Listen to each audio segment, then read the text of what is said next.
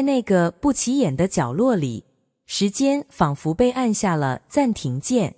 喧闹的会场，人声鼎沸的应援，闪烁不停的灯光，都在那一瞬间退到背景之外，只剩下两个人安静地坐着，像是与世界隔绝，又像是创造了只属于他们的独立空间。那是2019年9月21日，陈情令泰国见面会的后台一隅，一个看似普通的采访，却在多年后被无数人反复咀嚼、回味，甚至赋予了经典封神的意义。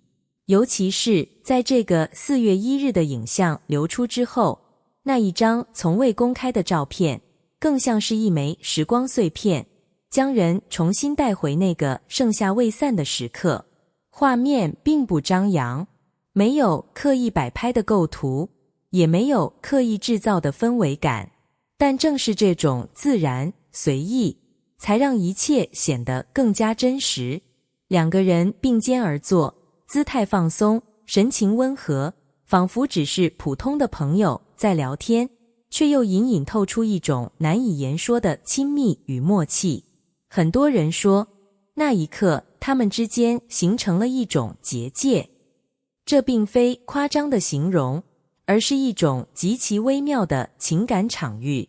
当两个人的情绪频率完全对齐，当彼此的目光、语气，甚至呼吸都自然同步时，外界的一切干扰就会自动被屏蔽。那不是刻意的隔绝，而是一种自然而然的沉浸。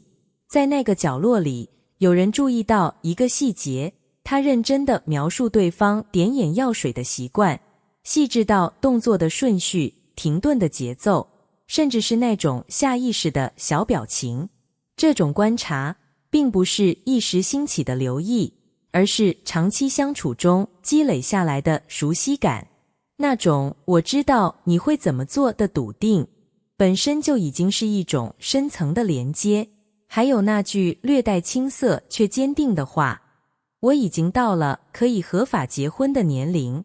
在当时的语境中，这句话听起来像是一种玩笑式的回应，但如果放在整体氛围中去感受，却又多了一层意味。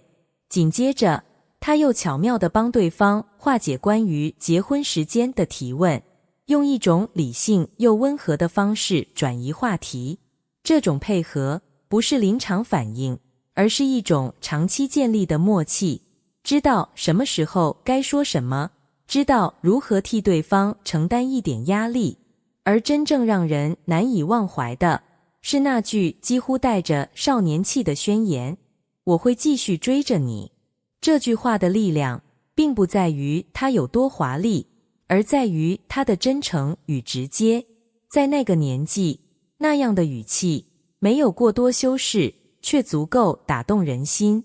它像是一种承诺，又像是一种自我表达，更像是一种毫不掩饰的情感流露。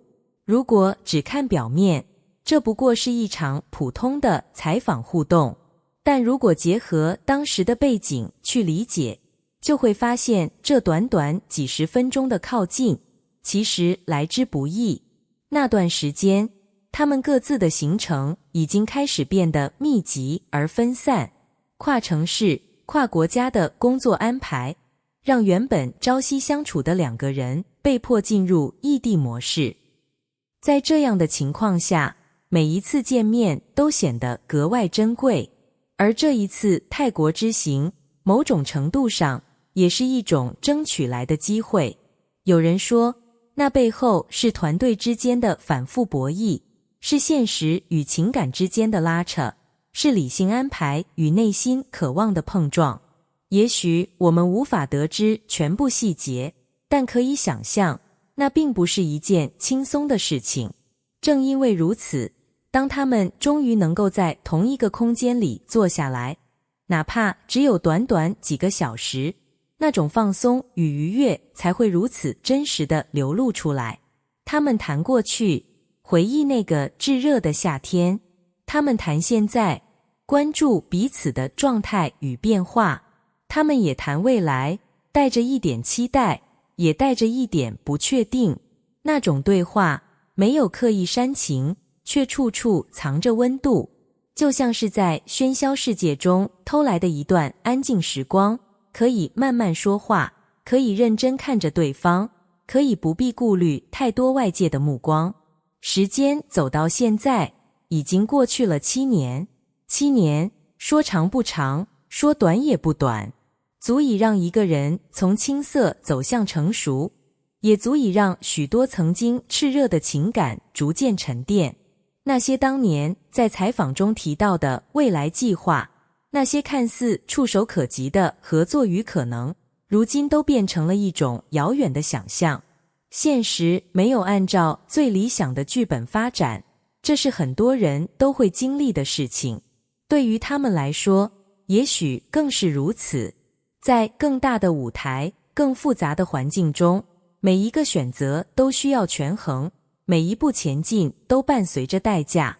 但奇妙的是，即使没有在频繁同框，那些曾经的片段却没有被时间抹去，反而在不断被重新解读，重新赋予意义。就像这一次流出的照片，它并没有提供新的信息，却再次点燃了情绪，让人重新回到那个夏天的尾声。也许真正打动人的，并不是他们现在如何，而是他们曾经那样真实的存在过。那种真实，不需要被证明，也不需要被定义。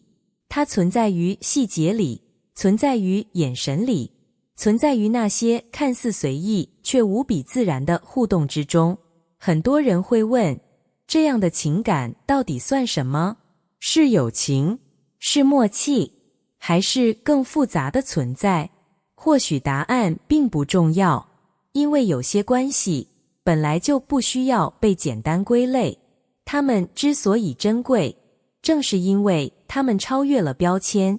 回头看那个角落，它之所以成为经典，并不是因为发生了多么轰动的事件，而是因为在那里，我们看见了一种难得的状态，在纷繁复杂的现实中，依然能够保留一份纯粹的靠近。